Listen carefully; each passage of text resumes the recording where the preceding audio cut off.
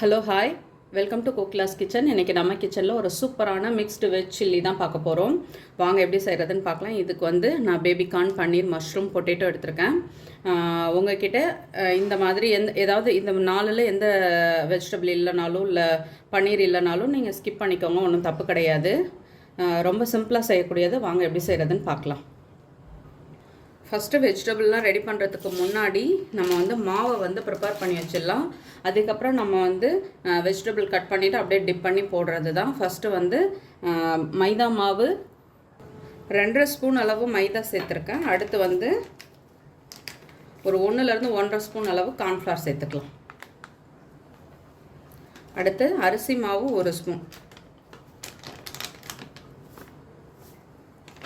இது கூட கொஞ்சம் உப்பு,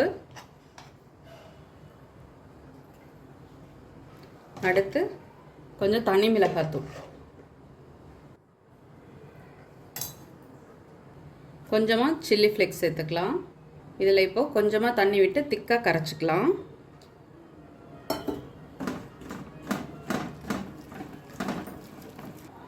மாவு இப்போது நல்லா கரைச்சாச்சு. எண்ணெய் இப்போது சூடாயிடுச்சு. நம்ம இதை மாதிரி நீளமாக கட் பண்ணி வச்சுருக்க கார்னை இதில் டிப் பண்ணி இதில் போட்டுடலாம்.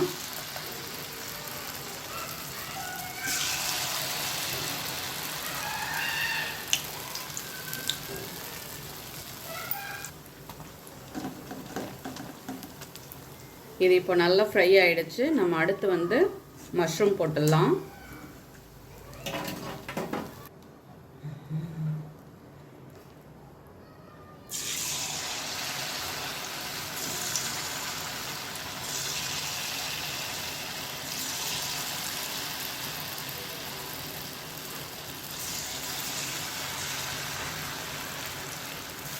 இப்போ போடும் பொழுது ஒட்டிக்கிட்டால் கூட நம்ம அடுத்து தனியாக எடுத்து விட்டுக்கலாம்.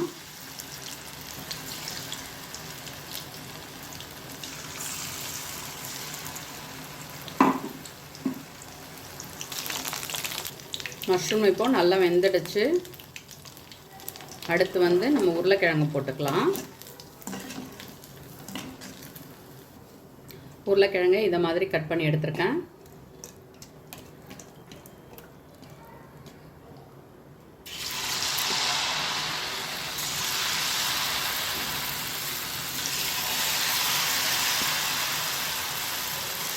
அடுத்து லாஸ்ட்டாக பன்னீர்.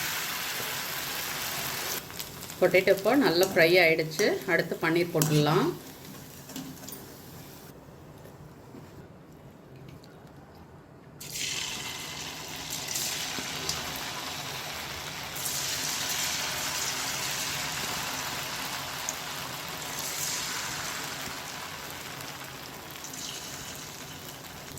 பன்னீர் இப்போ நல்லா ஃப்ரை ஆகிடுச்சு. எடுத்துடலாம்.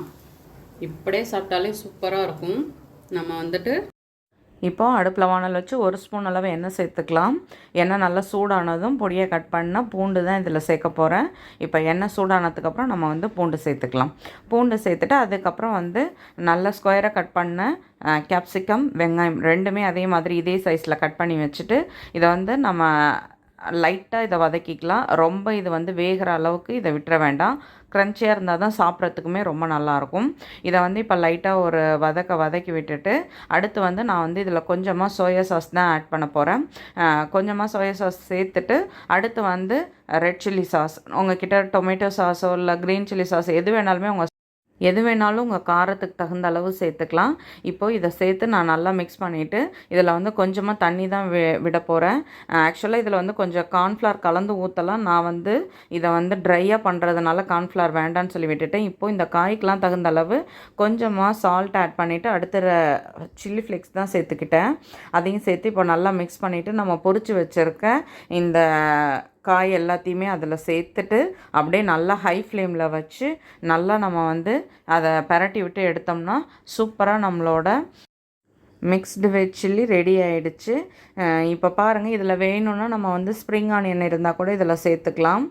நான் கார்ன்ஃப்ளவர் இதை ஊற்றலை, ஏன்னா அது கொஞ்சம் குழன்னு ஆகிடும், அது வேண்டான்னு சொல்லிவிட்டு கொஞ்சம் கிறிஸ்பாக இருக்கிறதுக்காக நான் லைட்டாக வெஜிடபிளில் மட்டும் வாட்டர் ஆட் பண்ணிவிட்டு இது வந்து அப்படியே தான் போட்டேன். இது இன்னுமே கிறிஸ்பாகவே இருக்கும் நீங்கள் சாப்பிட்ற வரைக்குமே. ரொம்ப நேரம் வச்சுட்டா தான் அது வந்து கொஞ்சம் அது கிறிஸ்பி வந்து கம்மியாயிடும். இப்போ இது ரெடி ஆயிடுச்சு. பிளேட்டில் மாற்றிடலாம். நல்லா டேஸ்ட்டாக இருக்கும். ஒரு ஈவினிங் ஸ்நாக்ஸ் ஆட்டம் சாப்பிட்றதுக்கு இது நல்லாவே இருக்கும். மாதத்துக்கு ஒரு தடவை இதை மாதிரி செய்து கொடுத்தா தப்பு கிடையாது, சாப்பிடுவாங்க குழந்தைங்களும். இப்போ நம்ம வந்து பிளேட்டில் மாற்றிட்டு பார்க்கலாம். சுட சுட சூப்பராக நம்மளோட மிக்ஸ்டு வெஜ் சில்லி ரெடி ஆயிடுச்சு. நீங்களும் வீட்டில் ட்ரை பண்ணி பாருங்கள். கண்டிப்பாக உங்களுக்கு பிடிக்கும். வீடியோ பிடிச்சா லைக் பண்ணுங்கள். என்னோடய வீடியோ உங்களுக்கு யூஸ்ஃபுல்லாக இருந்தால் சப்ஸ்கிரைப் பண்ணிக்கோங்க. கட்டாயமாக செஞ்சு பார்த்துட்டு உங்களோட கமெண்ட்ஸ் சொல்லுங்கள். மற்றவங்களுக்கும் ஷேர் பண்ணுங்கள். தேங்க்யூ.